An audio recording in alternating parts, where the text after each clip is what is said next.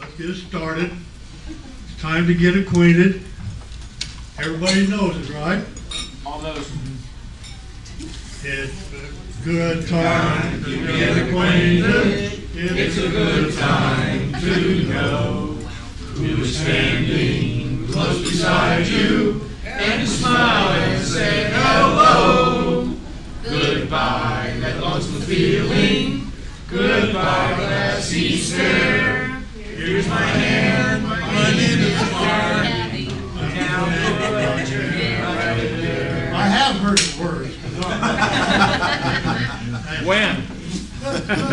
God bless America. Give for a little change of things here. God bless America, land that I love.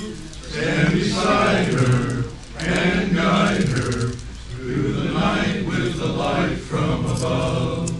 From the mountains to the prairies, to the oceans white with foam.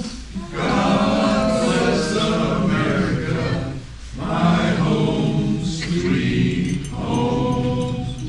God bless America, my home, sweet home. My wife said, those in church said, don't you dare ever sing. Now you know why. Anybody got any announcements they need to make for us? Thane, you had that thing, you want to show that around? Where'd Thane go? There it is. I'm right here, yes. You know, we only got 4 more months here. But, this is a small crowd. And if you live in this geographical area, Phoenix, vote for me. What are you running for? Justice of the Peace. Where at? Yeah. Phoenix, Arizona. All right. What? The whole believe in peace? Absolutely. Yeah. The more the better. Is it the whole city or part of it? It's a fraction. Which fraction?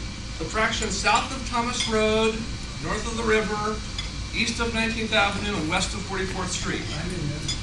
Vote for me. What's your name again? Thane Eichenauer. Eichenauer? Uh-huh. What do you feel about marijuana? You gay or gay? No. I think as long as you're using it responsibly and peaceably, you should be allowed to continue using it responsibly and peaceably. What are the duties Yeah, of the hey, way to go, buddy. Justice of the Peace are responsible for all non-felonies, all eviction processes, all DPS traffic tickets, and small claims under $3,000. Okay. Thanks, Dave. Do you have any more libertarian politicians that need to make an announcement? I'm not a libertarian, but I got a little Pat? folks, last Tuesday night, there was an amazing presentation at Valley Arts Theater by the architects and engineers from 9/11 Truth. They have a new movie out. It's called Experts Speak Out. They will be showing that around the country. They have regular events. If you're not on their mailing list, please go online and just look up architects and engineers for 9/11 Truth and just get on their mailing list. They have, again, some amazing presentations. I'm one of those people that believes 9/11 was an inside job, and architects and engineers for 9/11 Truth do an amazing job of getting the information out there. Please check them out and try to attend some future events. Thank you. We got 2 great programs this morning. I've limited to essentially 45 minutes apiece, but we'll be generous if we have to be. And we'll go from there. The first one is Eugene. What's that thing? Turn! It's on the screen, Greg. The age gets to you sooner or later. He's going to talk about reflections on the media. So, Gene Kernan.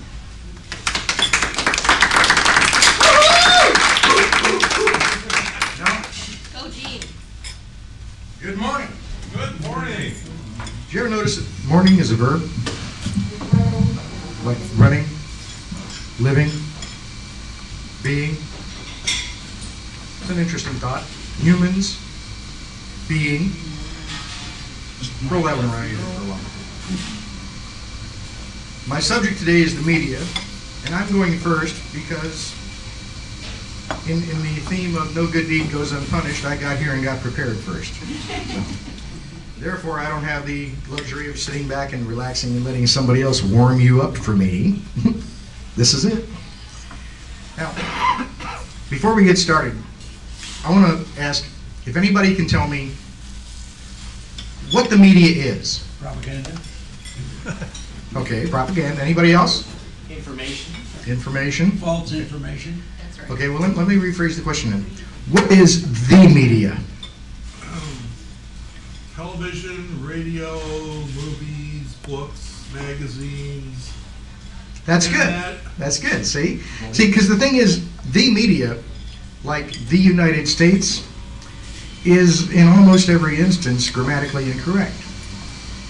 They're plural terms. These media, these United States. Now, by media, most of us today limit our conception in terms of certain communications media, newspapers, magazines, broadcast communications media, TV, radio. At some point, because those media enjoyed the largest distribution channels and were thought to represent what the majority of media consumers, that's you and me, the audience, were likely to encounter, these media were considered by many to be generally reflective of the prevailing currents of thought, influence, or activity. Now, I haven't yet found any information on who first coined the term. Mainstream closely approximates the definition of mainstream media. Now, others were of the opinion that various forms of the media themselves played a larger role in society than the content that they delivered.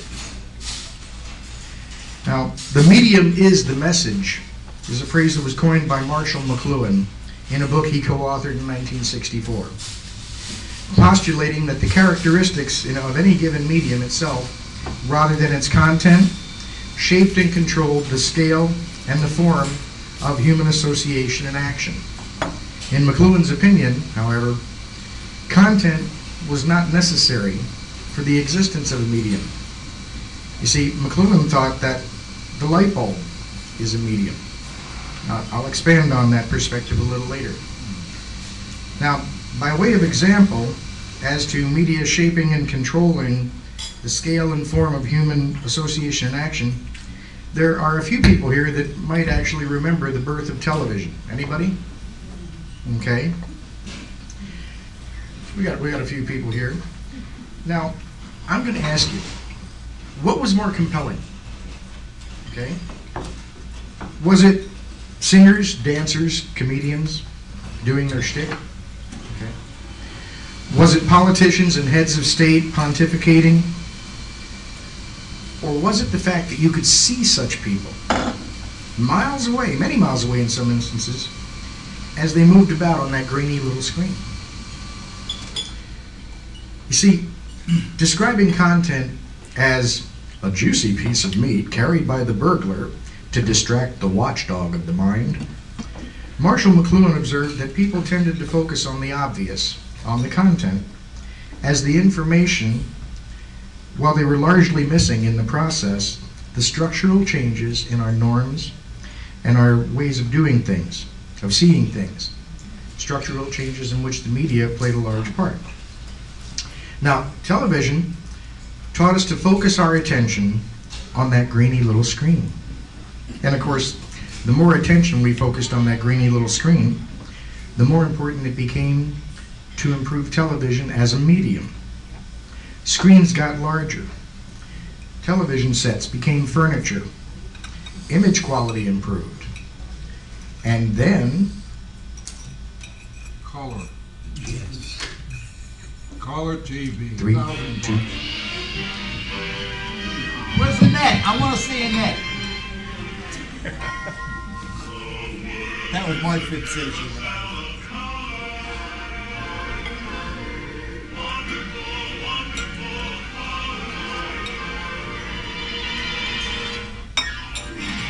Walt Disney presents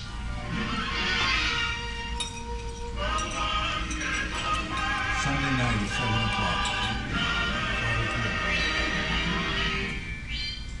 Walt Disney's Wonderful World of Color. Necessarily, our interactions with our neighbors in our communities became progressively less important. Now, another fellow, a fellow by the name of Jerry Mander, wrote a book in 1978 called 4 Arguments for the Elimination of Television. Now, this is interesting. Mander was a 15-year veteran of the advertising industry, and he was even president and partner of a nationally known advertising agency for 5 of those years. Now, here's a man who made his living, in part, off of television, positing that while television may seem useful, interesting, and worthwhile, at the same time it further boxes people into a physical and mental condition appropriate for the emergence of autocratic control. Now, I think the pun was unintended there, boxing us in. But number 2, it's inevitable that the present powers that be, or controllers, these are his words, use and expand television so that no other controllers are permitted.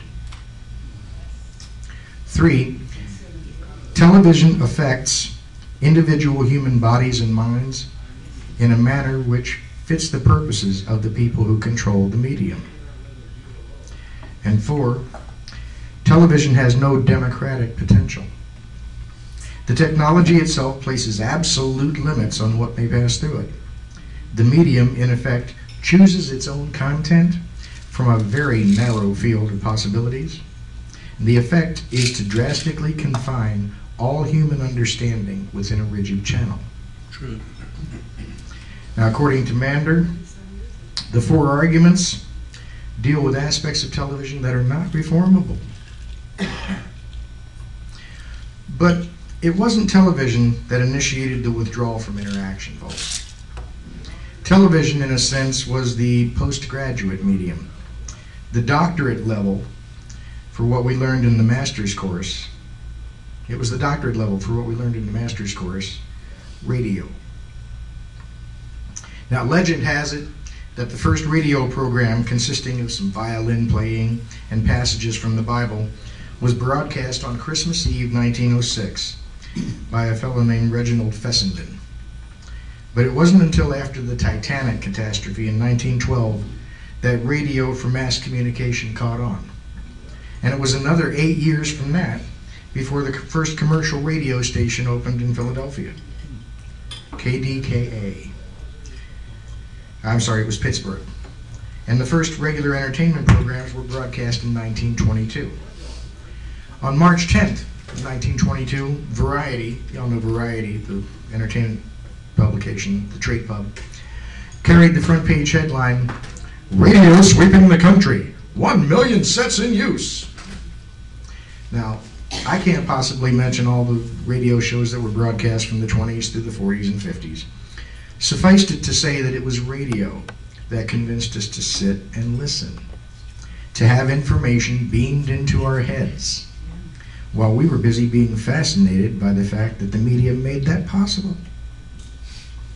But radio was good for more than entertainment. FDR had already mastered the medium of his time. Americans troubled by the hard times of the Great Depression were soothed by his fireside chats, broadcast across the nation. Radio was a perfect fit for the eloquent Roosevelt, who would have had a much more difficult time in the television age hiding the fact that he was confined to a wheelchair. Now, I'll tell you, I'm not a fan of FDR, but it offends me that somebody insisted on creating this monument to him sitting in a wheelchair, because the man's personal feelings were he didn't want people to know about that and certainly didn't want them to focus on it. Now, FDR was the first president to appear on television at the 1939 World's Fair, although the popular history of the commercial development of television as a medium languished until after World War II. Now, by this reckoning, two generations of people were unknowingly trained by radio to become passive participants in the acquisition and sharing of information. And so they were primed to expand that passive participation with the new audio-visual medium. But like television, it really wasn't radio that initiated the withdrawal from interaction. If television was the doctorate medium, with radio as the master's course, our baccalaureate was the movies. Now, most of us know that motion pictures are actually just individual images that, when viewed at a sequence in a certain speed, create the illusion of motion. The origin of motion pictures has actually been traced back as far as 180 AD, 180 AD, or thereabouts, when a Chinese inventor named Ting Huan created what the Greeks would later call a zoetrope, a cylinder with virtual slits that a user looks through to see a set of sequenced pictures on the far side of the inner surface. The difference is that the Chao Hua Trich Quan, meaning the pipe that makes fantasies appear, was driven by convection. 180 AD, and this Ting Huan figures out how to make it go round and round and round by itself, with a candle below heating up the air and causing it to rise. The zoetrope, the mutoscope, the praxinoscope, they were all outgrowths of a simple optical devices called magic lanterns. Now, a magic lantern was the original slide projector, and it was developed in the 17th century. Now, they would display sequences of still pictures at sufficient speeds for the images on the pictures to appear to be moving. That's a phenomenon called persistence of vision.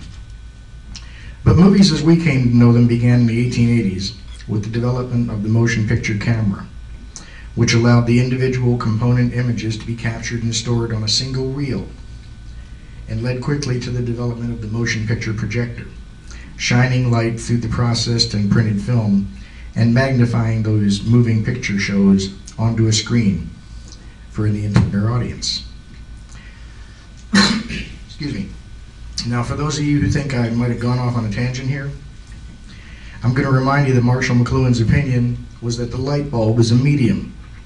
And as McLuhan observed, the light bulb does not have content in the way that a newspaper has articles or a television has programs, yet it's a medium that has a social effect.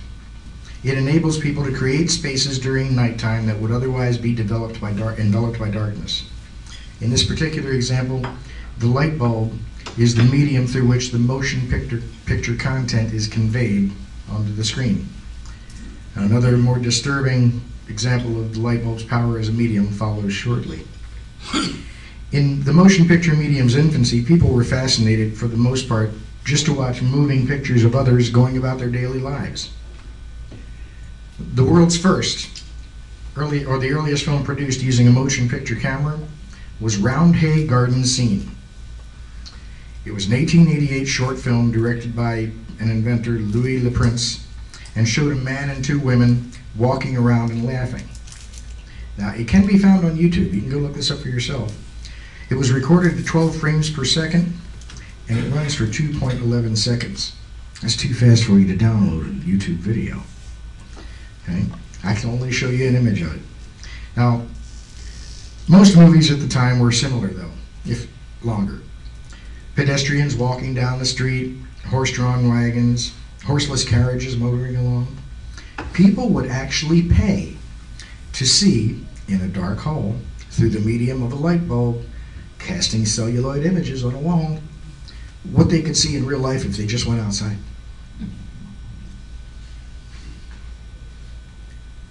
And it's my opinion that the powers that be, including the captains of industry, we later called robber barons, saw how the masses responded to motion pictures, and grasped early on the power of the medium. Remember, the preceding decades had been the age of the dime novel, legends of the cowboy, of the big city detective, and more had been, and at the time were still being created, in the print medium. Many a ticket was sold on the robber baron railroads to see the untamed West.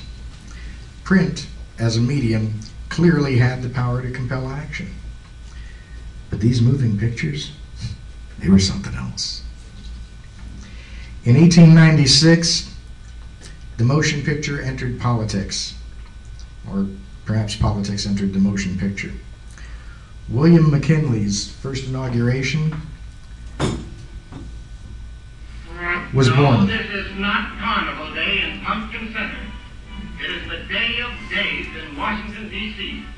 President McKinley is being inaugurated. Here comes the inaugural parade, headed by the famous Black Horse Cavalry, personal escort to the president.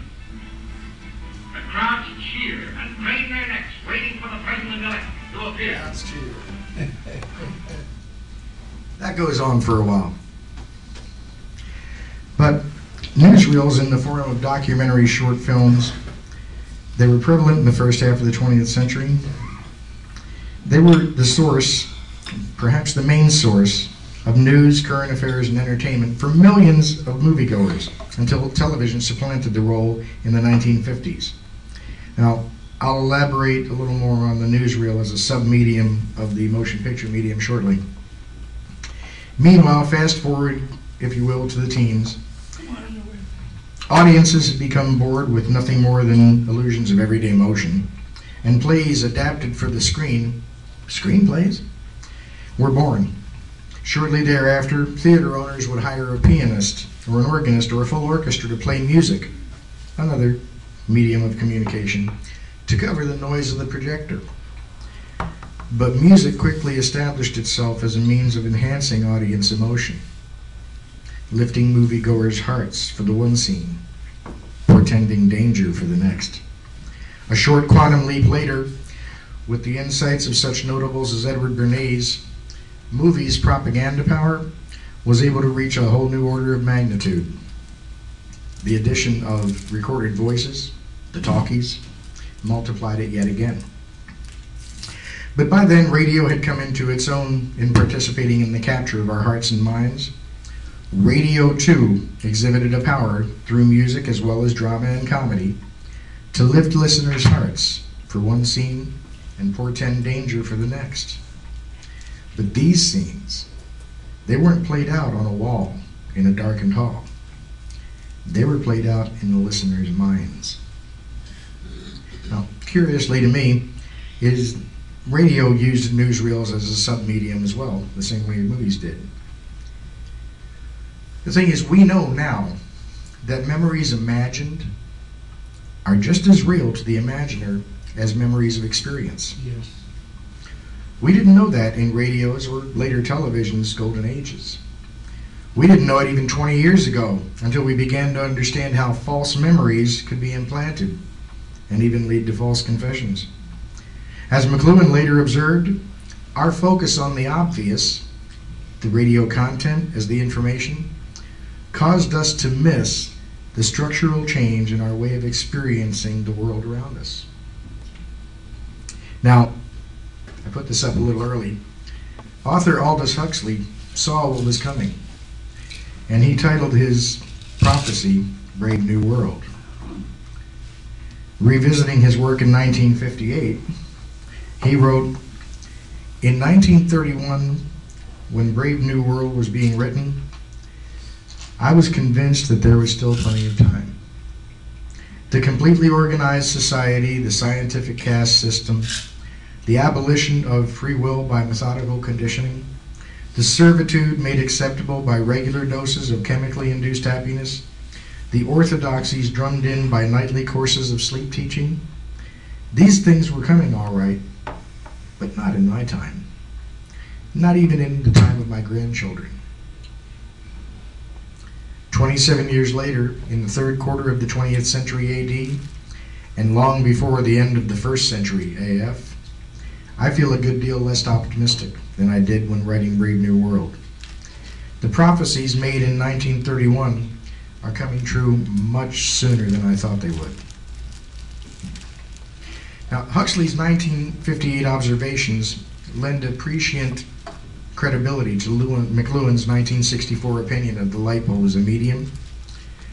Huxley pointed out in that work that among the methods by which it was effectively deprived 80 million people of independent thought was holding mass meetings at night. As posited by McLuhan, the light bulb was the medium that enabled Hitler to, in McLuhan's words, create spaces during nighttime that would otherwise be enveloped by darkness, unquote, to use his ability to systematically explore and exploit the secret fears and hopes, the cravings, anxieties, and frustrations of lower middle class Germans ruined by the inflation of 1923 and again by the Depression of 1929, assembling them in crowds of thousands and tens of thousands, where history had shown individual judgment is overwhelmed by the mob mentality, and to do it at a time of day, actually night, when he knew such mobs would succumb, and these are Hitler's words, succumb more easily to the dominating force of a stronger will. And he was able to use that medium of a light bulb with a devastating social effect. Now, this is by no means to say that the light bulb was the only medium Hitler used. As Albert Speer, his minister for armaments, said at his trial in Nuremberg, Hitler's dictatorship made complete use of all technical means for the domination of its own country. Technical devices like the radio and the loudspeaker. Now, that's a haunting postscript to the words that propaganda minister Joseph Goebbels said in that same city in 1934. Radio gave the spoken word true mass effectiveness. Excuse me. But in addition to Hitler's hypnotizing oratory, the radio and the loudspeaker, Goebbels made effective use of other media as well, like poster art and even film.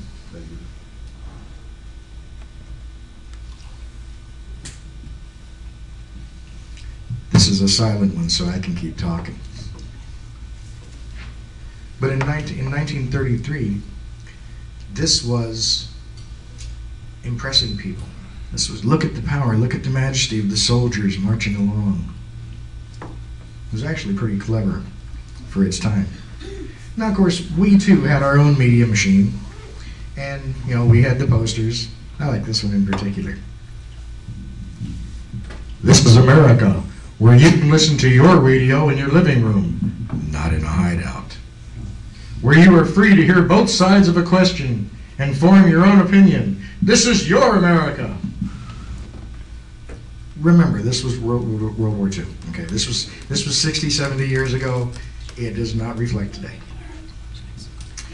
Now, this is a good spot to pause for a minute and consider agenda setting theory. Now, I asked a question at the beginning of this presentation about what is the media, and I got a very clear answer from one of you, okay? Now, here's the thing. We know that it's propaganda, right? We know that are programming us, okay? Agenda setting. They're setting the agenda. Now, the agenda setting theory was formally developed, and I'm going to put formally in quotes, by Drs. Max McCombs and Donald Shaw in a study on the 1968 presidential election. Now, there may be a few of us here who weren't alive in '68, but most of us were. Now, agenda setting theory describes, quote, the ability of the news media to influence the salience of topics on the public agenda. Excuse me. Essentially, the theory states that the more salient a news issue is, in terms of frequency and prominence of coverage, the more important news audiences will regard the issue to be. Now, this was 1968, which is why they used the term audiences instead of consumers. Now, today, as we know, it's a matter of everyday fact that the mainstream media feeds us only the information its owners and masters want us to have.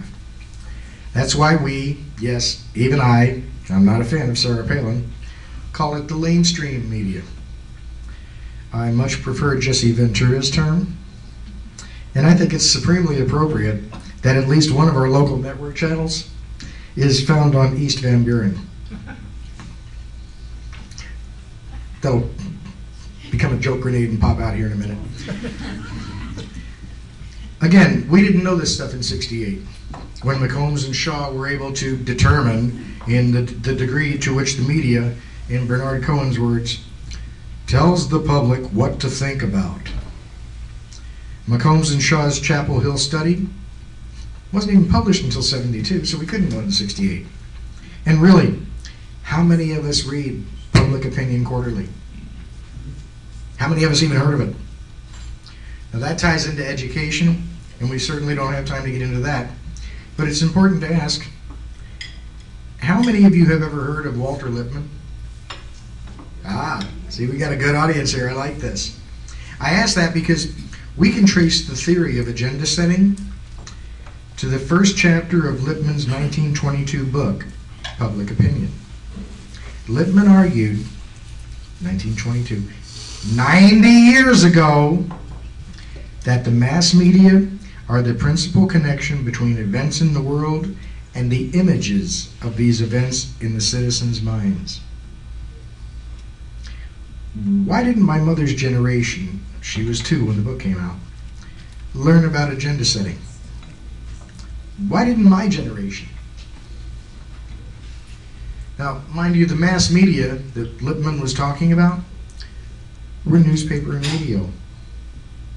They were the standard in 1922.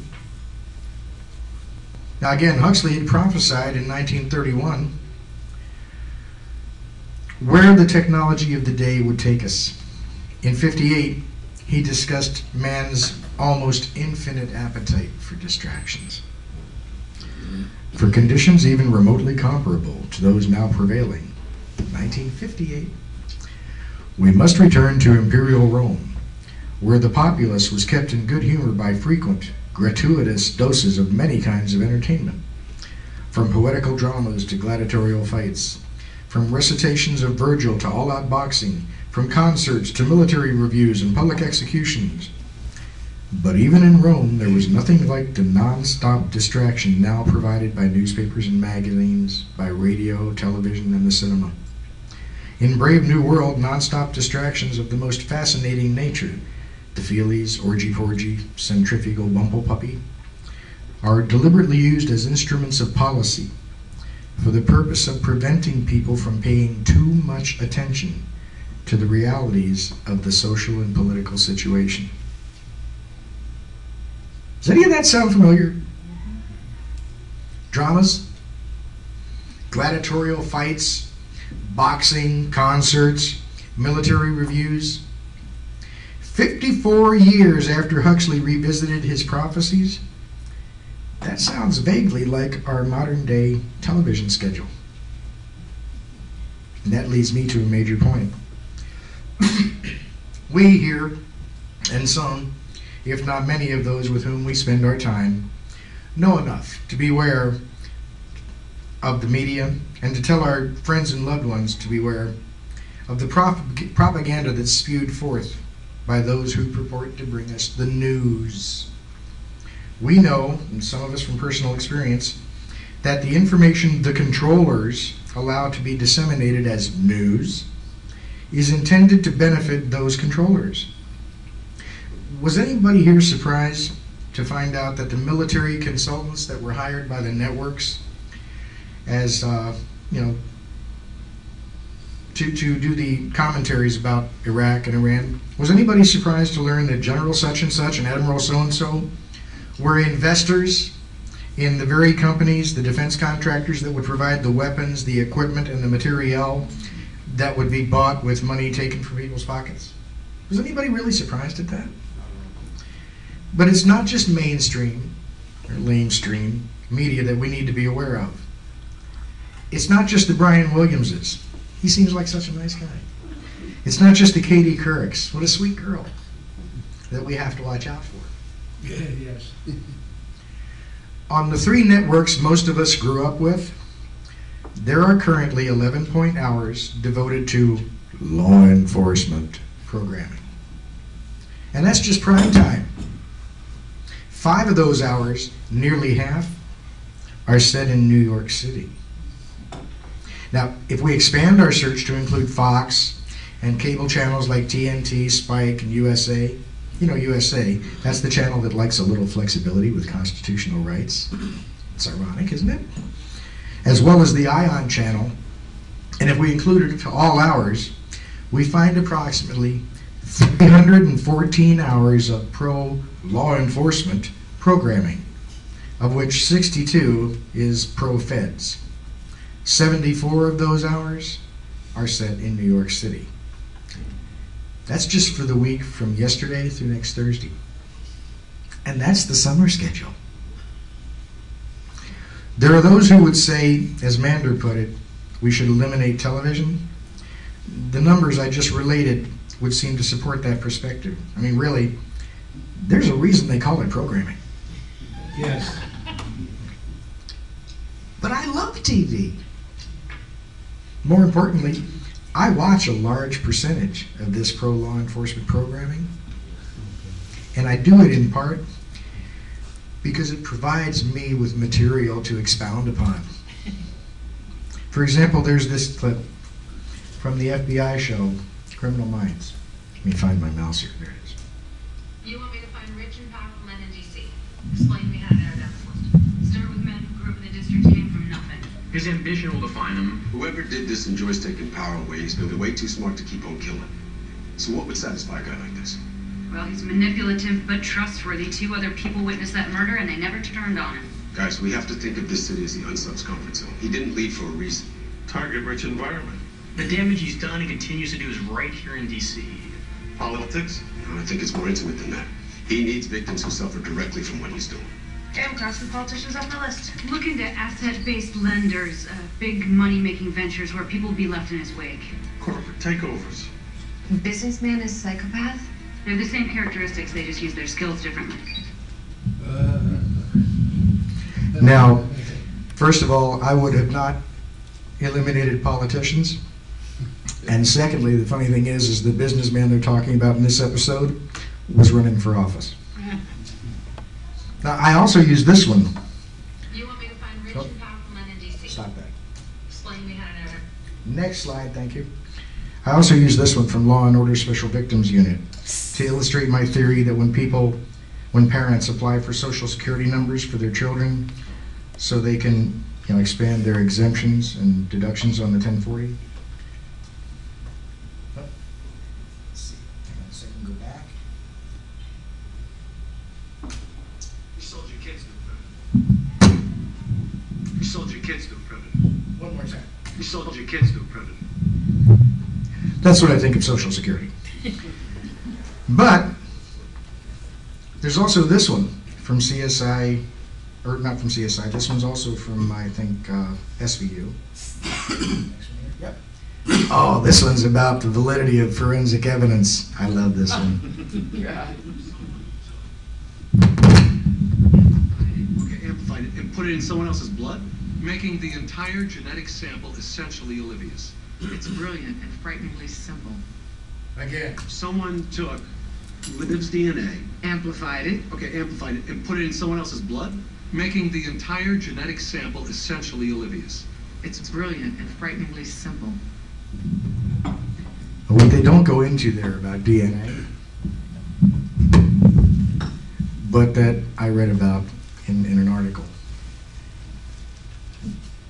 Juries will hear things like, the DNA is 99.98% correct that it's him. I didn't do it. That sounds pretty heavy, doesn't it? 99.98%. Well, let's start with the 99. 99 is 99 out of 100, right? So 99.9 would be 999 out of 1,000, right? 99.98 would be 9,998 out of 10,000, right? How many would that be? What would the percentage be if you have 100,000, 1,000,000, 2,000,000? Really, what are the odds that it's him when you're choosing from a market, if you will, a populace of 1,000,000 men? It's not nearly so damning then, is it? Now, Law and Order SVU provides me with more material than any other show. Special Victims Unit, I keep calling it SUV. I don't know, but this one's a good one too.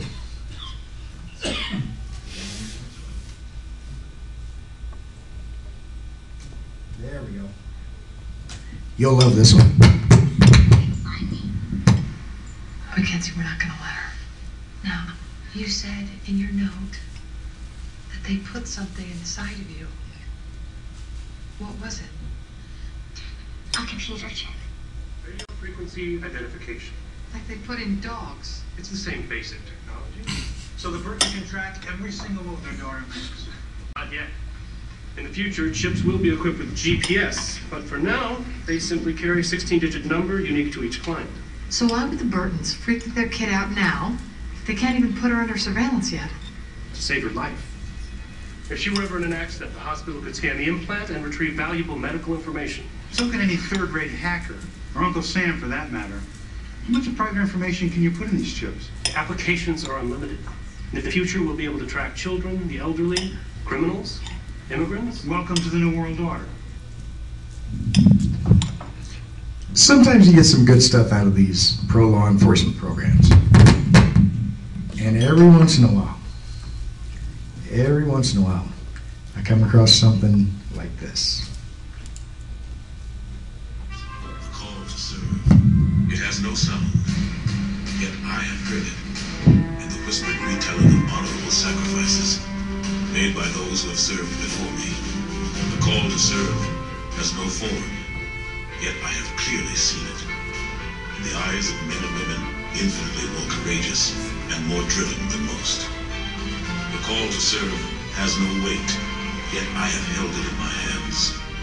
I will commit to carry it close to my heart until my country is safe and the anguish of those less fortunate has been soothed. The call to serve is at once indivisible and always present. And to those who choose to answer the call, for their country, for their fellow man, for themselves, it is the most powerful force on earth. America's Navy, a global force for good. No, actually, that was a good propaganda piece. Really? A global force for good? Yeah. UN. How about a global force permanently? Isn't that what for good means? Think about this for a minute. I'm leaving for good. I quit smoking for good. Isn't that a euphemism to us for permanently? What are they telling us? War will always be with us. The powers that be, commanders, controllers, most assuredly have an agenda. Since January, the beginning of this selection year, one episode of Blue Bloods with Tom Selleck playing the part of police commissioner. By the way, that's a position that's held in real life by Raymond Kelly, who before 9/11 was the Undersecretary of Treasury for the Financial Crimes Enforcement Network. This episode of Blue Bloods revolved around a new terrorist threat, a flu bug, modified to be more virulent than any before. Yes, weaponized flu. Television shows tell us that we're to fear that New York could once again fall prey to those who hate our freedoms. Because that's why they attacked us, of course. Since January, since the beginning of this selection year, the networks and the theaters have been running trailers for Act of Valor. This thing's way bigger than we thought it was. They're gonna hate us though. Now that's only a few seconds in about a 1.5-minute trailer. Let's do it again. This thing's way bigger than we thought it was.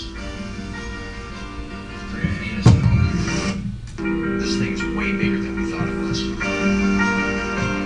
gonna hate us though. After you clean your clothes, remember to be frightened. It's a movie starring real Navy SEALs, and it reminds us that we should be fearful. Even the literary medium has gotten into the act now, or back into the act, as it were. American Sniper, the autobiography of the most lethal sniper in U.S. military history. That came out this year, copyright 2012. Okay? All of this in the first couple months of this selection year. You know, it's interesting. 10 years before McLuhan's book, the idea that America would attack countries that hadn't actually attacked us was unthinkable. As Eisenhower put it in 1954, preventive war was an invention of Hitler. Frankly, I would not listen to anyone who seriously talked about such a thing. That Americans would proudly torture captured enemies was inconceivable. Now, these are historical facts. These are American history. And they're a history that is about to repeat itself. Our elderly, our children are molested. Mail can be opened, our phones are tapped, just in case. How did this happen? Doesn't really matter. What matters is how long we let it go on. Thank you.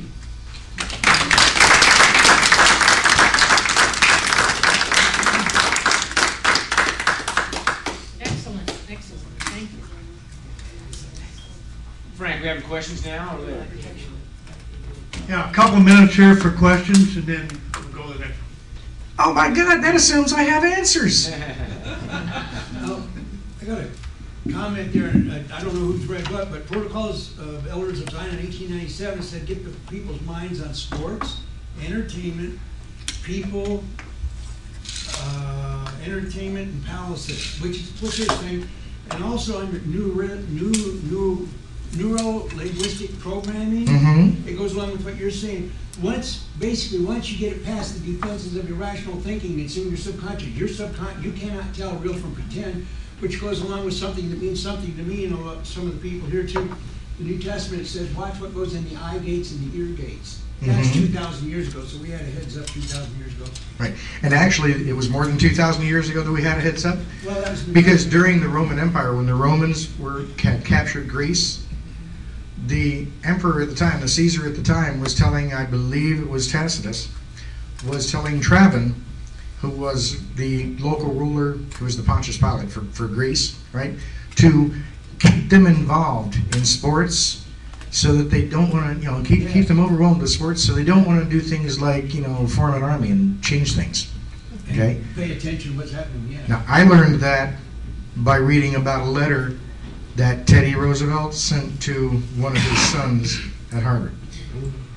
So, but it was all the way back in Roman times, pre-biblical, BC, that the powers that be knew that if you distract them all with sports and entertainment, okay, they won't have time or inclination to get involved in things like policy and soldiery and all. I guess they left drugs out of that list. Now. Let's leave drugs out of it this time. I got to tell you, for all the damage that they, the controllers, the agenda setters, insist that drugs do, the kind of drugs I'm talking about, I have yet to see marijuana cause heart attacks, cause strokes, lead to swelling in the limbs, or any of the 13, 14 second long list of crap that's going to happen to you if you take Enbrel. Okay? At this point, the most dangerous drugs on the street are FDA approved.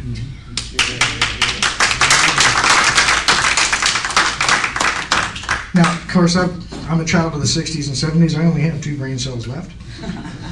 But when they get close to each other, they're pretty awesome. Okay, I have a brief comment about the first questioner asked, and then I have a question.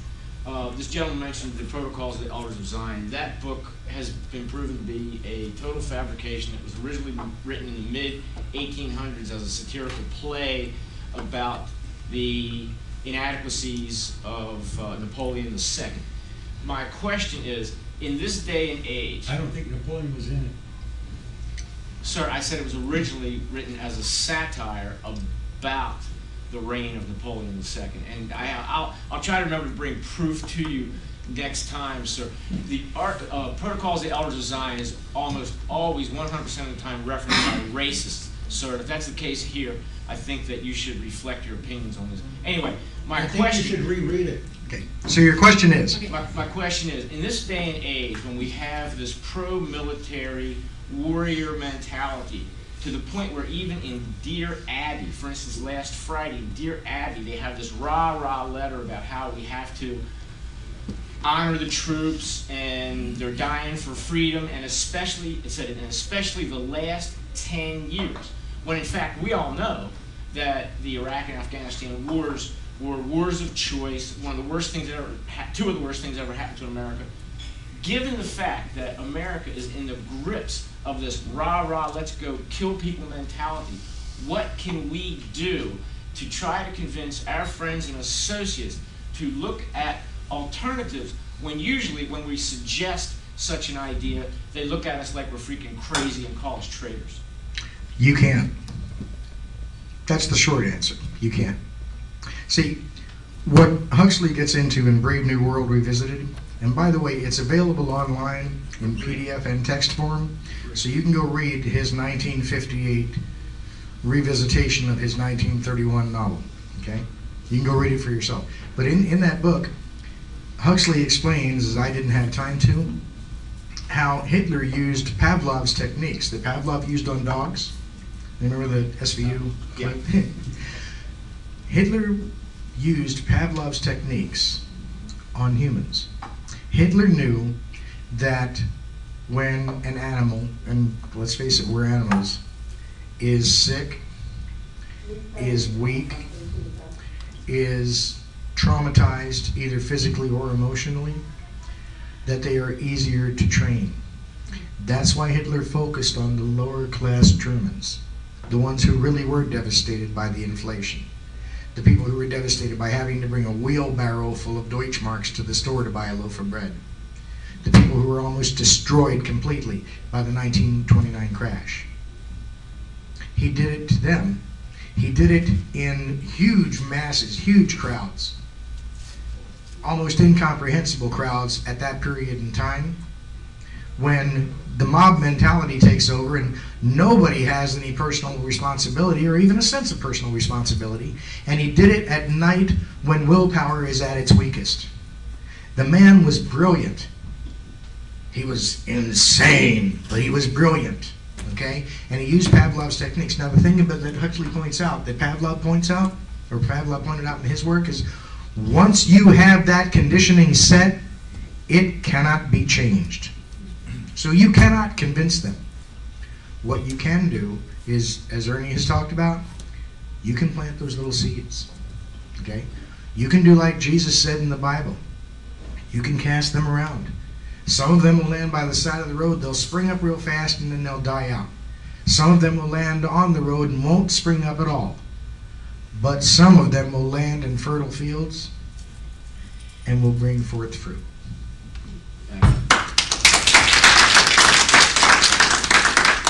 We're going to take about a minute here. Terry needs to change. If you need to make a portion of facilities break, now's your chance. And then we'll have the next program. Favorite movies that to me shows the world as it is The Wizard of Oz. Yes. Yes. The most perfect media or illustration of how the world really works. And when you get down to it, you always have to know who the guy behind the curtain is.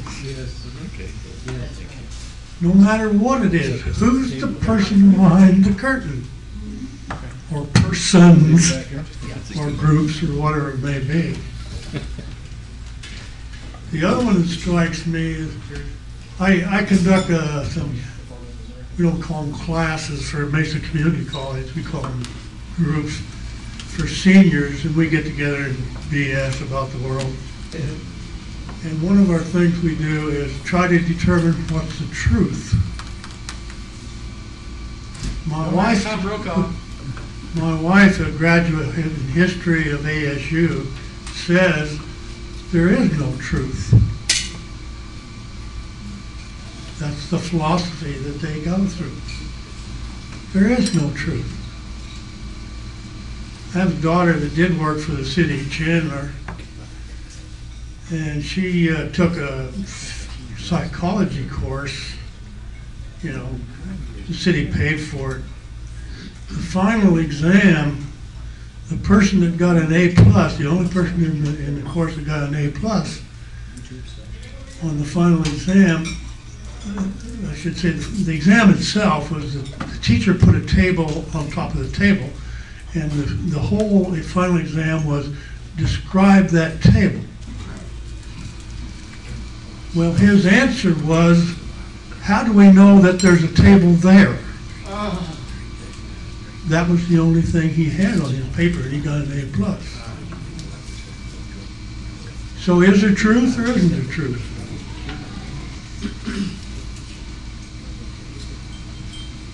Anybody know? There's truth. Yeah. You just don't know what it is. Well, I think it can be determined. Yeah. Regarding that question, I think the truth can be determined with enough research. Unfortunately, today in the modern world, so often, the truth isn't even allowed to come to the surface. Anybody want to argue? No, I wouldn't argue, but I'd go. I like what he. I'm sorry. I like what he said, but my book says the Holy Spirit's the Spirit of truth. The truth is going to stand, whatever. I was going to say, in wine there is truth. Bourbon. That's a bourbon. I like cognac. What about sex? Adding a little bit of relativity there, just like in motion. The closer you come to defining truth, the harder it will get, and the more impossible to finish it, to pin it down. I couldn't hear it, but anybody want to expose? The closer you get to the truth, the harder it is to define it. Seems to me it'd be easier to do that, wouldn't it? I'm with Frank on this. You know? Think about it. Kind of like absolute zero, probably. The closer you get, it's more and more difficult, and you're not going anywhere with it. Absolutely, that's what I was meaning about motion. Yeah, it's all relative. But I don't. Poor people like me, I guess I'll do the wine is truth approach. This gentleman just said the truth is relative. Isn't that the attitude of the nihilists who basically feel that there's no real anchors in life in terms of morality or integrity, and that anything that anybody wants to do is okay because in their mind it's okay to do whatever they want? I disagree with that philosophy tremendously. I think that we should all have some kind of a moral anchor, whether it comes from religion or some other set of principles, but I think that the truth is far from relative. It seems to me one of the biggest problems we have today is, what is the truth? Yeah. So the way, like they say in Fox News, they spin, with the continual spin that we have, how do we know what's the truth? What do we do? Stick our head in the sand and say, to hell with it? No, you say to hell with people trying to tell us what the truth is. Yeah, it's tough, let me tell you. All right, let's get on with the rest of our program. We can be philosophical all day. I want to introduce Pat Schwinn, my friend and comrade and buddy in crime, I guess you'd call it. He's going to introduce our next speaker. Thank you. My name's Pat Schwinn. I think most of you folks know me here. I have known Kathleen Inman for a few years, and in that time I have come to understand that she is a quite committed fighter for a great cause, a cause that is dear to my heart, and that is fighting the war on drugs. I believe that the war on drugs is simply a war against the poor, a war against freedom, a war on brown people. And I am honored to be a friend of Kathleen. She is going to speak to us today on the subject of the victims of the war on drugs. Let's please give a warm round of applause, Kathleen Ingram.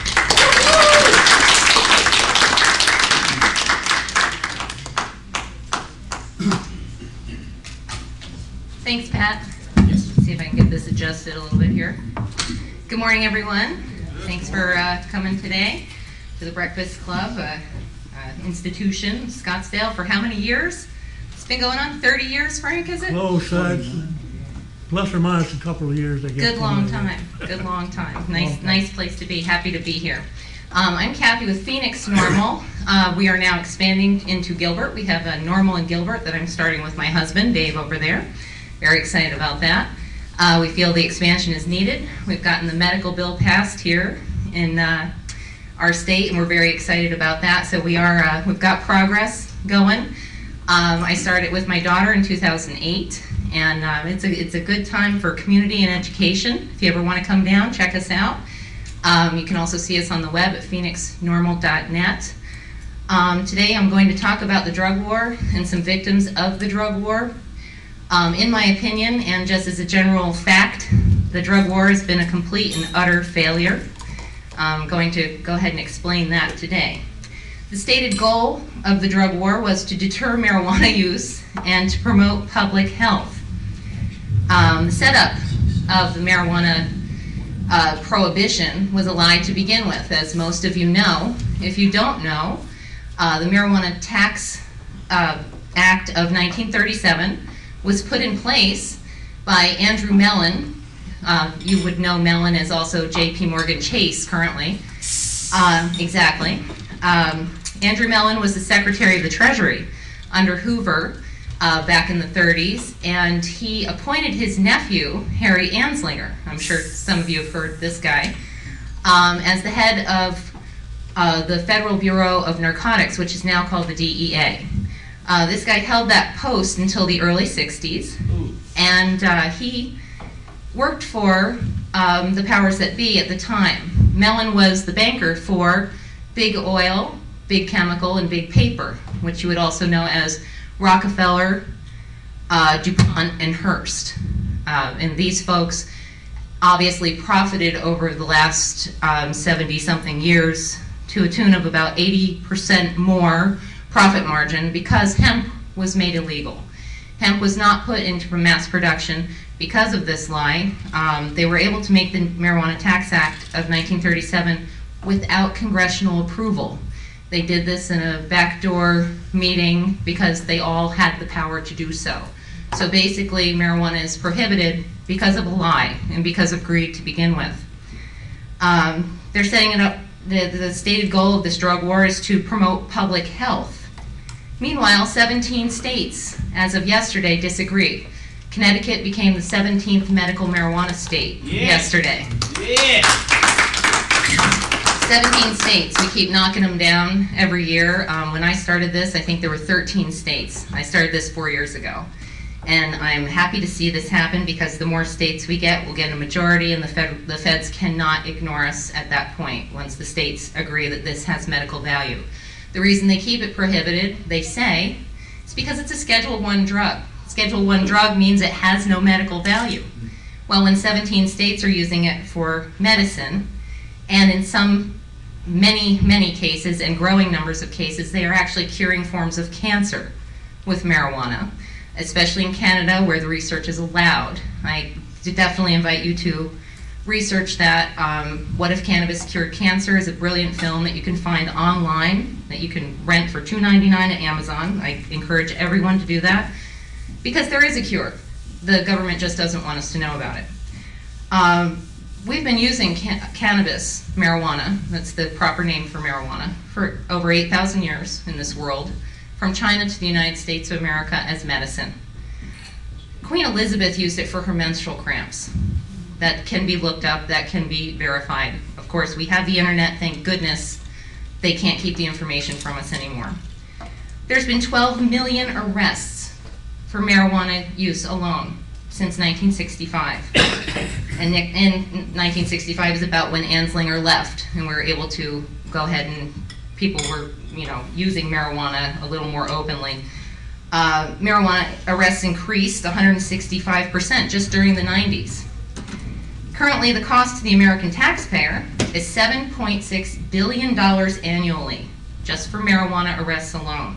About $10,400 per arrest, and that goes into police, judges, and incarceration. Over 1 million teenagers sell marijuana in the United States. The intended goal for this drug war has not been met. Use has increased, potency is on the rise, availability has improved, and the prices are down. Yeah.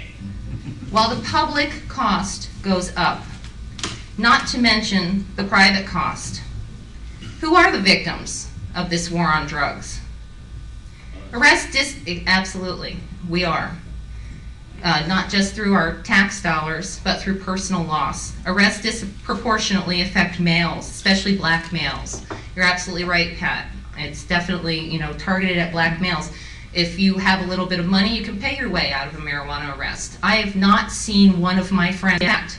I had a discussion with my husband before I did this research that, a lot of people don't go to jail just for marijuana. Well, that's absolutely not true. That's absolutely not true. I went to NORML.org, our home website, and they have an immense amount of information on people that have actually just been arrested for marijuana, and yes, disproportionately, they are black. And that says to me it's a war on the poor. And when you have a war on mostly male subjects, you take away a husband and a father from a family, which leaves a family without an income. So this is also a war on families. Most possession arrests are made while they're not even looking for marijuana. They're pulling you over for a routine traffic stop, and they happen to find marijuana, and then they get you on the thing that they can make the money on. And that's why they get so many arrests. They're not looking for marijuana. They're just looking for anything, and that's what they're able to pin on folks. In Arizona, I don't know if you all know this, a lot of people don't know this. They move from another state that's a little more lenient. They come to Arizona. Guess what? If you have so much as a joint, or a half a joint, or seed even, if somebody wants to get testy, that's a Class 6 felony in our state. We are the only state in the union that's always a felony. You are facing a minimum 4 months in jail and a $750 fine if you don't have the money to get a lawyer and get your way out of this. The Cato Institute presents an epidemic of isolated incidences on their website. You can go to cato.org, I encourage you to do this, /raidmap, and it's incredible. You can upload and see how many people have innocently been killed from this drug war, how many people didn't have anything to do with drugs or marijuana, and they happen to be in their own home. About 100 to 150 times per day in this country, the police bash through a door in America looking for drugs. Most and many times they get the wrong house. And there's many unfortunate cases that I found at studentsforsensibledrugpolicy.org. That's ssdp.org. I encourage you guys to go there. They have a long list of victims. I'd like to tell you about a few of them. Some of you may know the story of Jose, and I hope I say it right, Guerrena. Happened just last year, last May. This 26-year-old Marine. He served 2 tours in Iraq, and he had come home from a 12-hour shift at a local mine in Pima County when the Arizona SWAT team came into his home. He didn't have any marijuana in his home. They were on a house-to-house, multi-house crackdown, and they killed him in his bed. Just killed him in his bed. That happened right here in our state last year. Catherine John, another example, an 88-year-old woman in Atlanta, Georgia. Heard someone come through her door. She was in her bed. Fired a warning shot because she happened to be possessing a firearm so she could protect herself. Fired off a warning shot, and the police came and just laid into her and killed her with many, many gunshots. One of the most alarming things, and a lot of the folks in my community have been very upset about, and this happened the year that I came on, 2008. A young lady named Rachel Hoffman, she's a student in Tallahassee, a college student.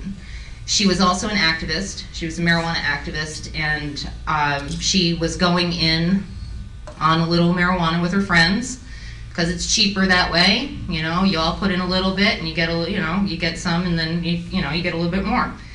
Well, she did that, and she got caught. The police told her she could get a slap on the wrist if she'd just comply, and she was willing. They didn't contact her lawyer. They didn't contact her family. They didn't tell anyone, and they sent this young lady, college-age student, into a drug situation, a drug-type house, with $13,000, asked her to buy ecstasy, cocaine, and a gun. And this is a young woman who was only buying a little bit of marijuana, trying to get out of going to prison. She was killed for the money, and they said it was her fault. They blamed it on her. Well, our community is up in arms about it, and When we have. did that happen? When did that happen? Pardon that? When did that specific? That happened 2008. Actually, right before, I believe it was May 2008, right before I came into this. These and many, many more victims can be found at ssdp.org. I'd love for you guys to go there. Please go also to the Cato Institute's website. That's Cato, CATO.org. You can also find much more information at NORML.org. They've got more information than I didn't even knew about. I actually had no idea that this sort of thing was going on, and I've been an activist for 4 years. To say the drug war is a failure, I'd say it's an understatement. It's just a lie, and it makes me pretty amazing. I'm amazed and angered. Do any of you know someone who was affected by the drug war in this room here? Oh, yeah. Just by show of hands. Everybody. Absolutely. Everyone knows someone who's been affected by this. And all you need to do is do your research, folks. I encourage you all to please write your congressman and just send them an intelligent letter letting them know that you know that marijuana is harmless and this drug war is ridiculous and you're tired of paying for it, because that's all we can do as citizens, is contact our local congressman and talk to people, everyone you know. If you know the truth, make sure you sing it out, because that's all we can do. And I'd be happy to answer any questions that anyone has. At the beginning, I thought I heard you say that the drug war is because of marijuana, but I'm older than you are, and it seemed like there was a lot of other drugs involved in it that the war is on, and I agree that the drug war is a joke. I agree with that, but it goes beyond just marijuana. Oh, absolutely. No, the drug war is definitely, I mean, it goes across the board. There's a million drugs, but in the beginning, what they prohibited was marijuana in the 30s. That was the main thing, that they went ahead and prohibited that because they did not want the production of hemp. The production of hemp would have led to the oil companies, the paper companies, and the chemical companies basically not being in business the way they are today. And I think before that, they probably took cocaine out of Coca-Cola. Absolutely. At any rate, what are the problems, the people that disagree with your side of it, what are the problems that they say, they allege, are the problems with marijuana? Well, they allege that it kills brain cells, and that's a cute thing, because in the 70s they did and I'm sure everyone's heard marijuana kills brain cells, right? The fact is, the study that was done to prove that marijuana kills brain cells was done on a monkey. This monkey was made to smoke, I don't know how many, I think it was 30 plus marijuana cigarettes over and over again without receiving any oxygen. Are there any other problems that are alleged because of marijuana besides dead brain cells? Well, dead brain cells, they say it makes people less productive. However, I've heard that they give cannabis to folks in Africa to make them mine better, to make mining production more, so the folks produce more. Then my third, because we're not going too far away. Yes. My third one goes back to a year ago when you were here, and I don't think I had a response. Do you do life's critical decisions while you're stoned, like driving cars, buying houses, getting married, getting divorced while you're stoned? Getting married for sure. I definitely asked that man to marry me about 5 months ago, and I'm sure I was using marijuana, yes. Any other life decisions that are safe to make while you're stoned? I would say that life decisions are absolutely beautiful to make because your mind is open, free, and you're thinking, you know, within yourself. You're not distracted by the media. You're not distracted by anything. You have a one focus, and that's what's important to you. And I made the best decision of my life when I was smoking marijuana. But I will say, I want to say one second, Rich. Operating a vehicle is obviously your own personal decision, but as a representative of NORML, I say it's definitely something that you do not want to do because you need to practice responsible use. They call it set and setting. The right time and the right place for marijuana use is very important because if you don't use it responsibly, that's when people get the bad name about marijuana. They see somebody stoned and they rear end someone. Obviously that's the first thing they're going to say. However, there have been studies done in Britain, they won't do them here, in Britain that actually prove that people are more alert, they're more conscious of the people around them, they drive slower when they use marijuana, and it's certainly better than driving drunk every time. Would you propose the military and combat zones be given marijuana to hype up their senses then? I propose that the military be given marijuana so that they become more peaceful subjects. Yeah! Could that be at the expense of their life then? I mean, it seems like the likelihood of survival would be enhanced the way you're describing marijuana. Well, the likelihood that they will probably put down their gun and shake hands with the people in Afghanistan instead of shooting them in the head is very likely. That implies that the other people are also on marijuana, though. Correct. I'd like to hope. I'd like to hope everyone is having marijuana. But honestly, if sir. one side has it, the other one doesn't. Would that jeopardize the military soldier if he's on drugs and the other one isn't? The thing about marijuana, and I think I'm probably preaching to the choir a little bit here with a few of you guys. I think you know that you can do absolutely anything when you're using marijuana that you could do in any situation. Some students report that they learn better. We're very blessed to be. I'm with child. I'm 7 weeks pregnant, and I did some research. I do not use anything. I'm personally believe in being completely clean while you're pregnant. However, there's been studies done on women who have smoked cannabis in Jamaica that were done by a woman who's a Harvard-schooled doctor, and she did a study on approximately 30 women who did smoke and 30 women who didn't, and there was absolutely no effect on the children. In fact, they said the children whose mothers smoked marijuana were actually sharper and connected with other human beings and made eye contact faster than the children who did not. Then we're safer with the policeman that comes to our doors if they're on marijuana too. Absolutely, and they are more reasonable every time, yes. Yes, Pat? What's the upshot on that situation, the first specific situation you mentioned where that gentleman named Jose, I forget his last name, Guerrero or something like that, yes, got shot in bed. What's the upshot of that? Is there any legal action, maybe a civil suit against the law enforcement agency, or what's going on? Honestly, I don't know, and I would be interested to find out because I remember hearing this story in passing last year, and I'm more of the organizational person behind NORML than the news gal. So when I found this out and actually read the story, I was floored. I can't believe that this could happen and that this wasn't a much, much bigger story, especially to me. This was just last year and I was very active at the time.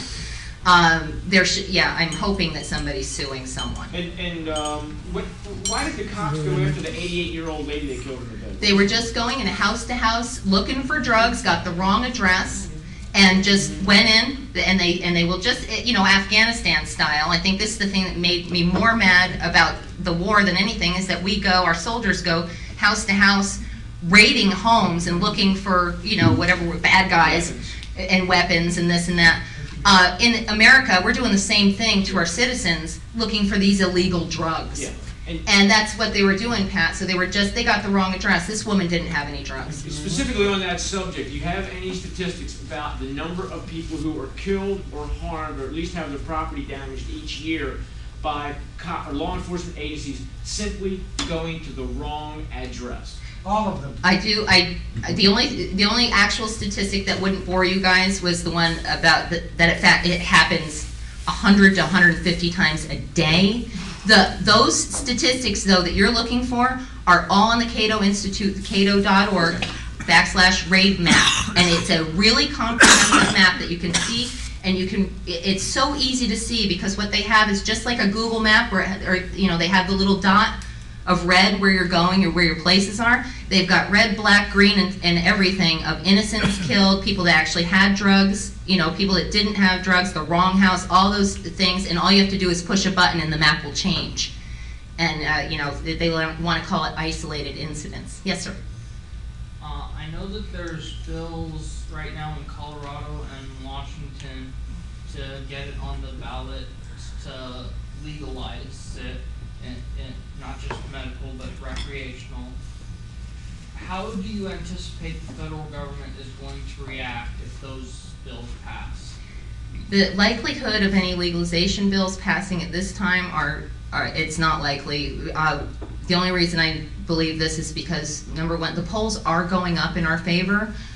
Unfortunately, our people, a lot of times, we found this with the medical bill, is our people felt that it would just pass by a landslide, and a lot of them didn't vote.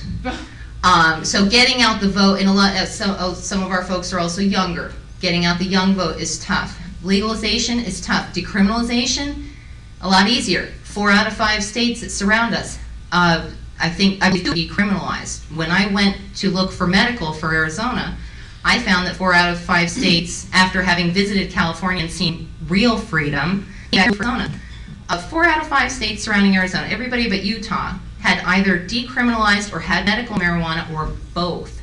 So I believe back then, 4 years ago, we had 2 of those states decriminalized already. Now, decriminalizing is the next step towards legalization, but we're not quite there yet. It's on the horizon, though. I give it 10 years. Honestly, that's my opinion. Richie's been waiting a little while. I'm sorry, Rich. This gentleman was talking before about marijuana. The cops are smoking it, and everybody's smoking it, and this and that. He probably should consider the fact that the most widely prescribed drug is hydrocodone and Vicodin, and that's a huge problem because most elderly people just take it and they're not aware that they're not supposed to be driving. And also, he mentioned the fact with the military, we have Vietnam, we have Afghanistan, we had heroin use go right through the roof. So marijuana is basically, it's like having a cup of coffee. Absolutely. Can you look forward to cocaine and heroin being legalized too after we achieve your goal? I absolutely do not represent cocaine or heroin because I represent only that. I represent only that which does not harm, and marijuana has never killed. Marijuana, I know you guys are libertarian, and I feel you. We've had Mark Victor to our meetings a few times, and he does do his thing about legalized meth. And I understand, it's all about freedom, and I would vote with you guys. But the fact is, as a representative, I have been a representative of marijuana, of NORML, because it's never killed a living soul, not one. It's not only that, it's also beneficial to people from all the research that I've done in the last 4 years. And I find out something new every time I go to look for something. I find out something incredible and new. Yes, sir. I gotta ask one, because for the people that are not on your side, is it possible that all of the people didn't bother voting for it when they thought it was going to be a landslide because they were simply apathetic? Oh, absolutely, absolutely. We definitely have an apathetic crowd, but we were, our polls were so. But it's the apathy from smoking pot. You know. That's the point I'm trying to make. Isn't the apathy from smoking pot? Honestly, I will say that some people do live more inside, their own world, because they are concentrating more on what's here and now. And yeah, maybe they don't want to vote. Maybe they. Yes, and maybe these people that use pot, especially on a regular basis, they are focusing on the here and now. They are focusing on their own friends, their own family. Maybe they don't want to be involved in the political system as much because they don't believe in it. I think there's a lot of us like that. That doesn't mean it doesn't believe in them. It's a more open. That's absolutely true, and that's another reason that I try and get out the vote when there is a vote to be had. But we did pass it by 4,000 plus votes, and we are defending it, and we are here to try and drive home the next step as quickly as we possibly can. Yes, sir. Well, I think a little bit goes back to what your presentation was on media. I've never seen a pro-marijuana ad on television. They have not one. Has there ever been one? Sure. And so it's not only what the media shoves down their throats, it's what they don't shove. Just like most of us are Ron Paulers. I mean, look how they ignore Ron Paul. They don't talk about positive things that he's bringing to the. Let me guess what else you didn't hear about on TV. You didn't hear about Jose Garano. Not very much, Yeah, no. but I did know about it. Somehow I But found did you out hear about it on TV? I don't know. I found I'm out pretty about sure it you didn't hear somewhere. it on the news. What do you guys hear on TV? What do you, no, about drugs. What do you hear on TV? I hear that it's an entry-level drug, probably in the news media, and maybe not TV, but it's an entry-level. I wonder, are you addressing that it's not an entry-level drug? Oh, it's absolutely not. The fact is that people, if they're going to take drugs, they're going to start with the most harmless thing. They're going to start with alcohol because it's legal. They're going to use marijuana because, it's a drug. If you're going to use drugs, if you're going to use heroin, you're going to get there. You're going to start somewhere. You're going to start it. It's not that it's marijuana. It just happens to be the safest thing on the path. I just want to say one thing. What you do hear on TV about drugs, every other commercial, it's how you can poison yourself with prescription drugs on a daily basis. So, and why? Because that makes the pharmaceutical companies rich. Marijuana doesn't make anyone rich yet, and you can grow it in your backyard. They're scared to death of that. It's all about the money. Did you have your hand up? Yeah, that really wasn't my question. My other question really is, where does Arizona stand right now? Is medical marijuana legal? I don't know. Yes. It goes back and forth. Yes, sir. Prop 203 did pass in November 2010. Well, actually, it was almost, was it December? We had to wait a little while for it. Was like the old Gore thing in Bush. We had to wait and get it hashed out. Sorry for the pun. Sorry for the pun. But yes, we did pass Prop 203. A patient can go to a doctor and get a recommendation, not a prescription. They can get a recommendation. At NORML.org, you can find a map. You can get a doctor. You can get in touch with me. I'm Kathy at PhoenixNormal.net. We can recommend you to a doctor nearby, and you can get your recommendation and get yourself some natural medicine, because marijuana can replace or at least supplement these poisonous prescription drugs. I have someone come to me almost every meeting. I get emails constantly about lives that have been changed. We have a woman on our board who's a patient advocate, Lori Justice. Her life was transformed, and she's our living example on our board of directors. But I have people come to me all the time, kids, teenagers. I got off my ADHD medicine, and I'm using, some of them haven't gotten a recommendation because they can't yet, because ADHD is not on the list. It should be. ADHD, autism, it's curing. These things are amazing. There's amazing things that a natural plant can cure, but because of prohibition, we haven't been able to research it in this country, and it's a sad shame. Yes, sir. Being concerned about my grandchildren, can I get my 5- and 9-year-old type grandchildren, the younger ones, can I get them involved in this? The fact is For that medical reasons, they put them on ADHD medicine? No. Well, that's a surprise, number one, because listen folks, this is very important, 1 in 5 children, and this statistic is from a year ago, I got this and I've just been mad about it ever since. 1 in 5 children in our country is on prescription drugs. How wrong is that?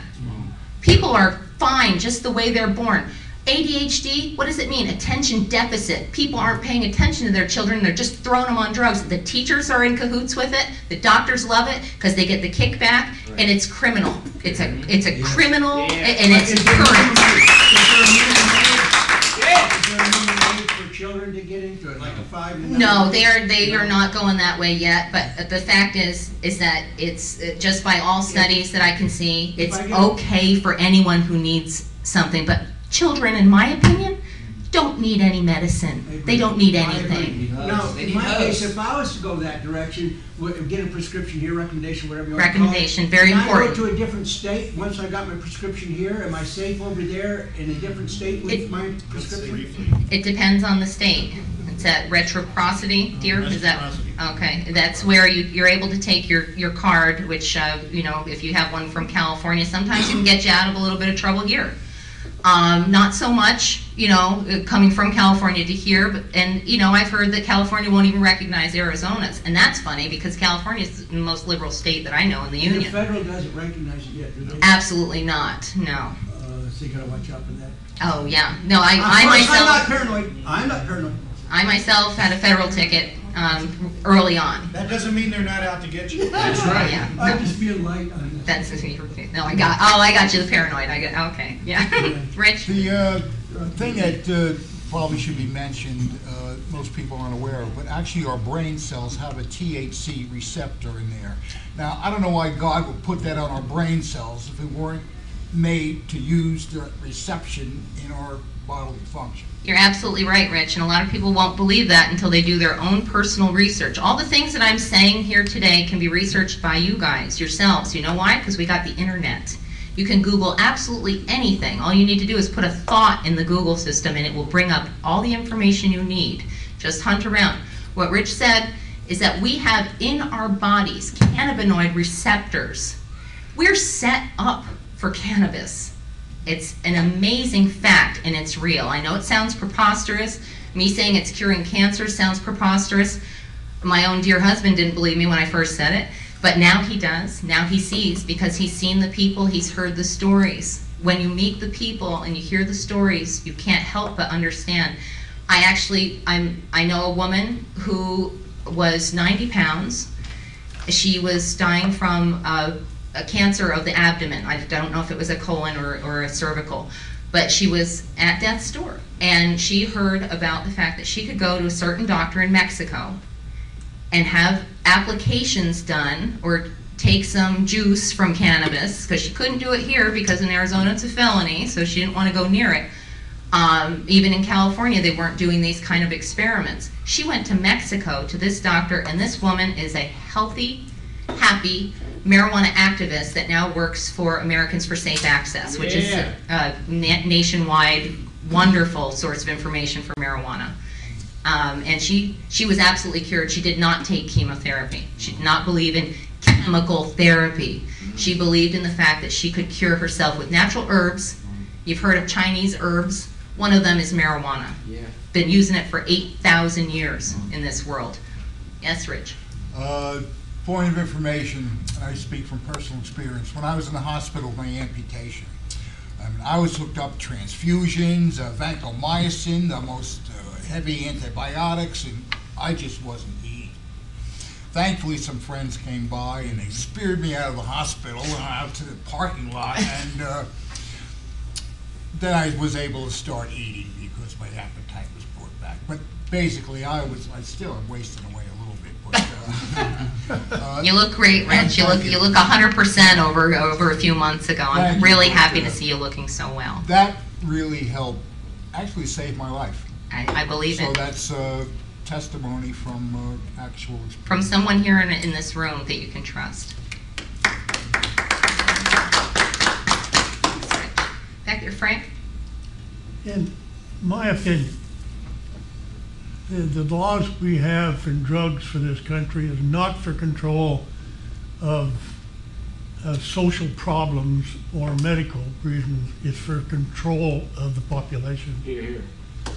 The reason I say that, if you really look at it, the cost it's costing us is it's just horrendous, the cost that we're paying for this.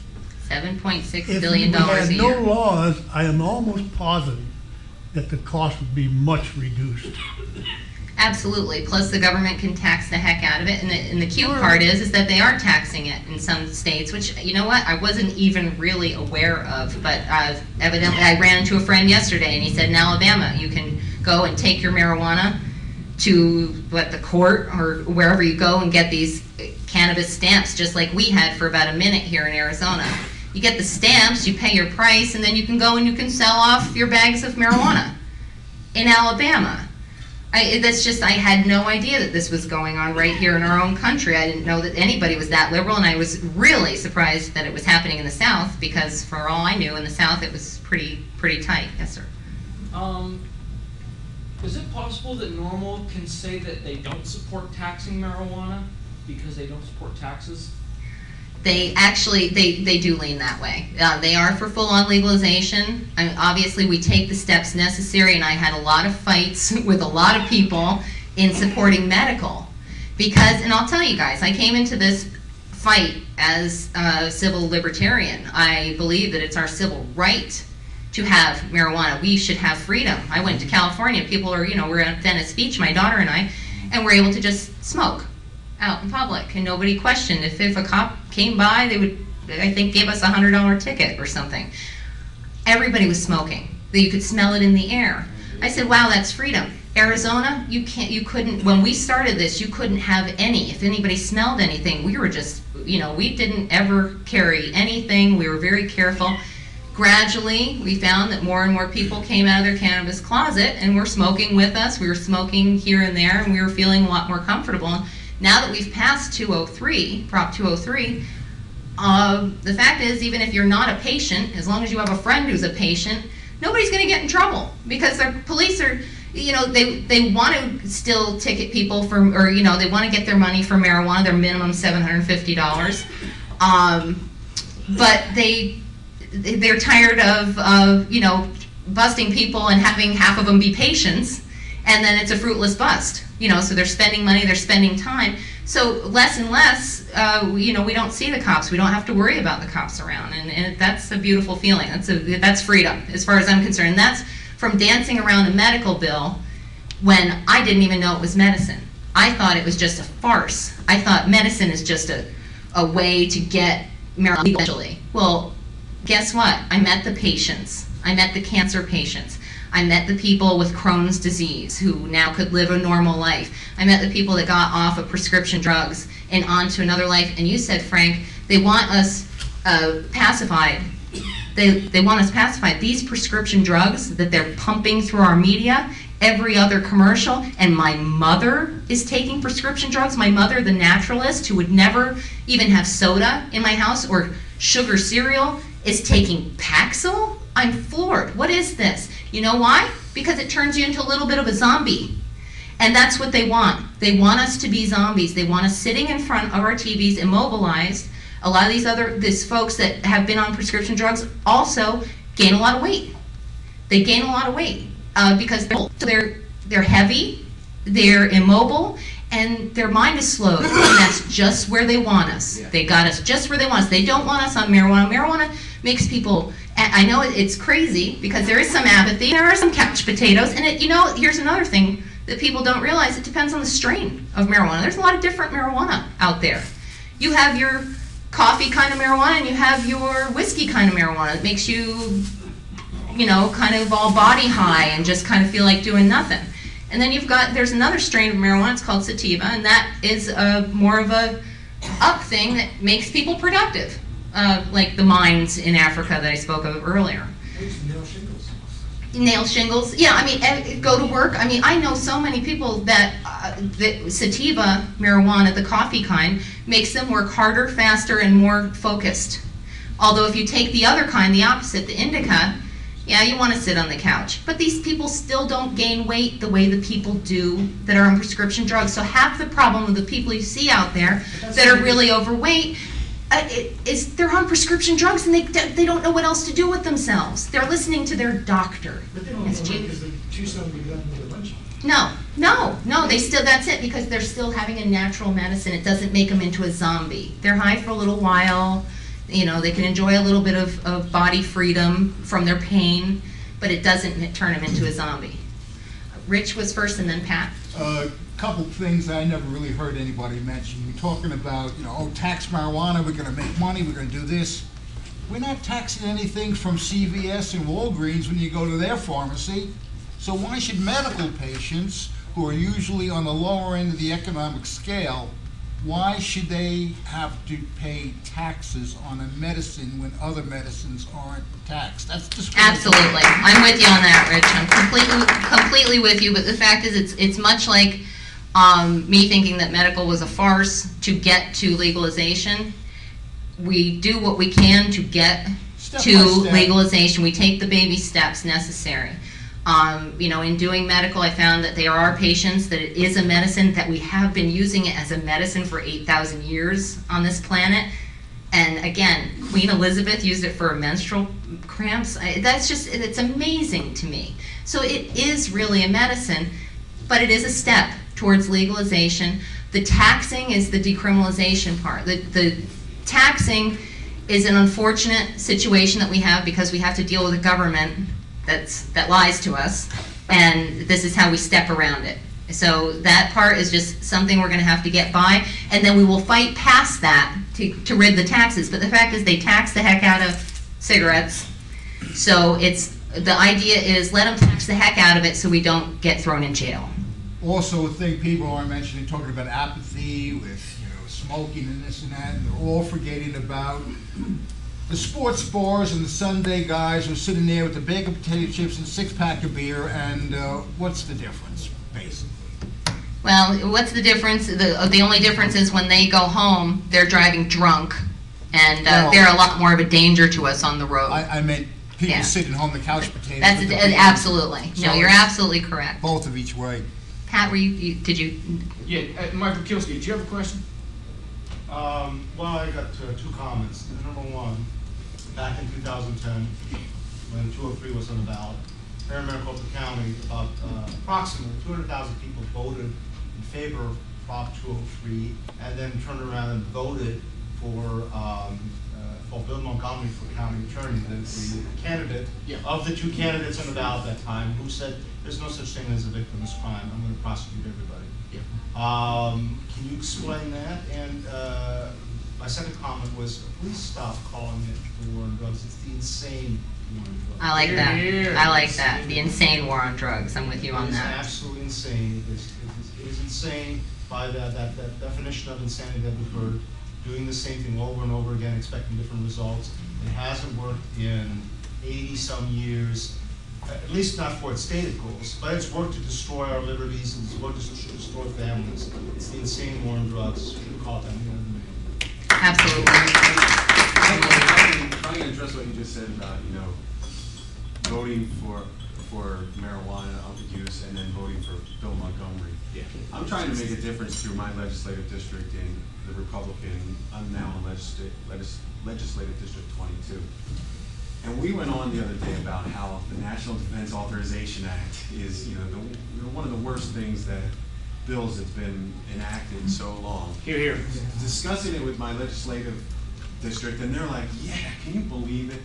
And they're all voting for Ron. The same thing.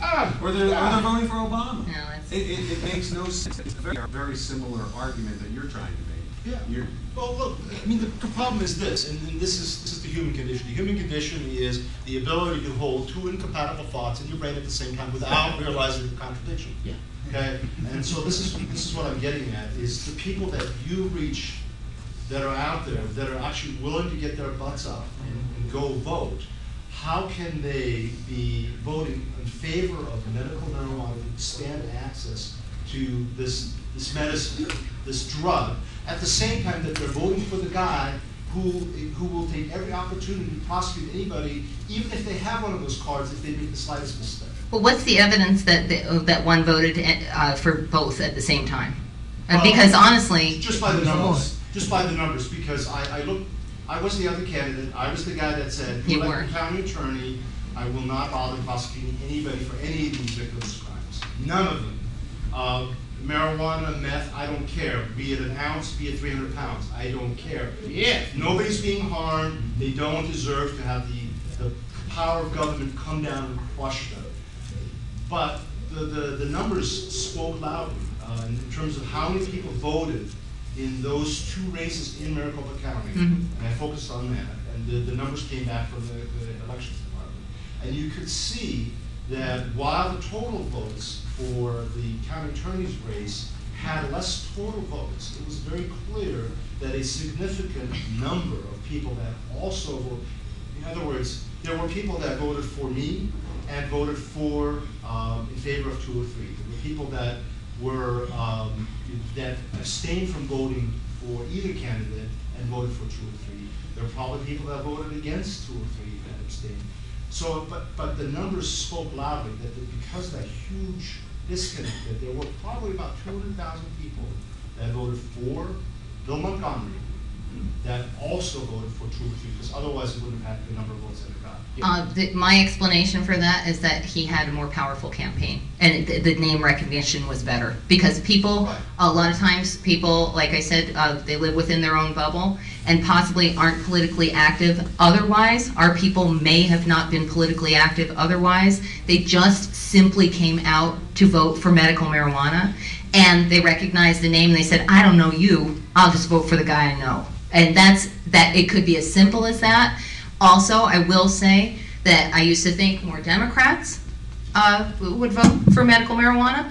Fact is, it's about even. Yeah. We got as many Republicans as we do Democrats, and in our normal meetings, we got a good old split. It's half the population, as far as I'm concerned. Well, everybody gets another chance this year, so I'm all right. Yeah, all right, man.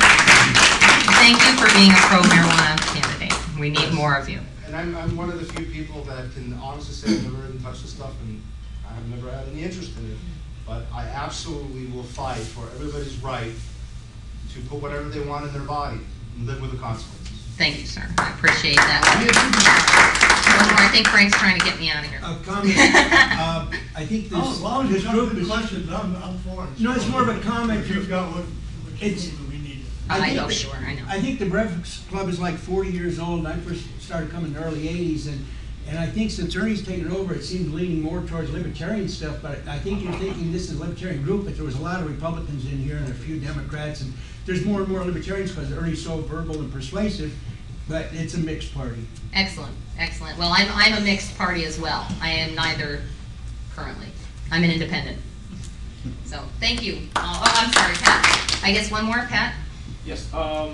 Could you take just a minute and explain if you believe as I do, the sheer racism that is behind the drug war in general and specific legislation such as mandatory sentences, which lead to felony status for a huge chunk of our population and then revocation of voting rights. Isn't it true that that environment adversely affects Black America so much more than white America? It would seem that it's literally part of the plan to keep a huge segment of society, namely blacks, from having political power. Well, we've got, a number of conspiracy theories that would lead to, the crack conspiracy theory, there's things like that. But I think with marijuana, it comes down to police picking on black people more often. I think we all can agree that that happens. You're here. It also comes down to money, where a lot of times black people are in more, less, economically able to defend themselves, where white people probably, and a lot of times can get a lawyer. It turns out that the statistics definitely lean to where black people are much more effective. And again, it leaves families without a husband, without a source of income, and devastates more families. So more black families are devastated. So and people without voting rights, simply they just can't go vote. They can't vote anymore as soon as they get that felony, too. I know more people in this state that can't vote, and that's another thing about Arizona. You get one little tiny possession charge, you're done. You got a felony, you can't vote anymore. So guess what? All for Prop 203, they couldn't come out because half of my people are felons for having a little bit of marijuana. Certificate of Relief of Disabilities you can apply for, and that will reestablish your voting rights. You would be able to own a firearm. The only thing you can't do, and they can't give back, is your right to run for public office. Okay, thank you, Rich. Thank you. And that is, what do they call that? Is that expunge, or is that? Yeah, it's called a Certificate of Relief of Disabilities, which usually the sentencing judge will maybe sign off on restoring your certain rights of voting, able to possess a firearm, and there might be a couple other things. All right, can I get that one more? Yeah, I'll get him, and then that's it. Yes, sir. I'd like to comment on the word right. I'd like to comment on the word rights. Rights are something that we're supposed to be born with, carry through our lives, die with, right? Yeah. Well, wouldn't that be, if it can be revoked, wouldn't that be a privilege then? That's exactly what it is.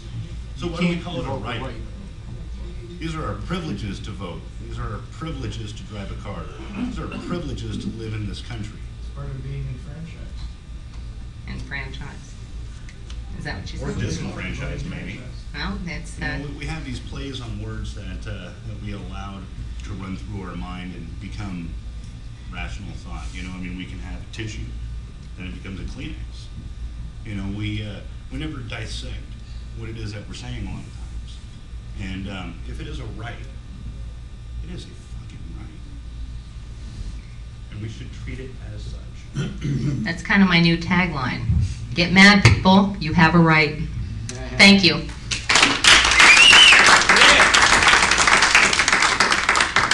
Let's give a 3 and for all of the speakers today and all the people out there questions and all of you that got the heat of the day to come out and join us. Okay. Book join 3004. You get first chance. You want to know? Me? Yeah. Let's see, I'm gonna draw 2989. 2983.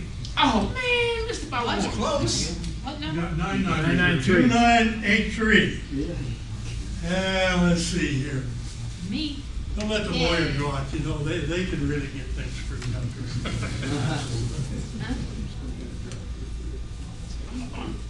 2984. Yo! Yay! Okay. Thank all of you coming. I hope you had a good time. And we'll see you, I think it's July the 7th. 5 weeks from now. Okay, all right. Thank you, Frank.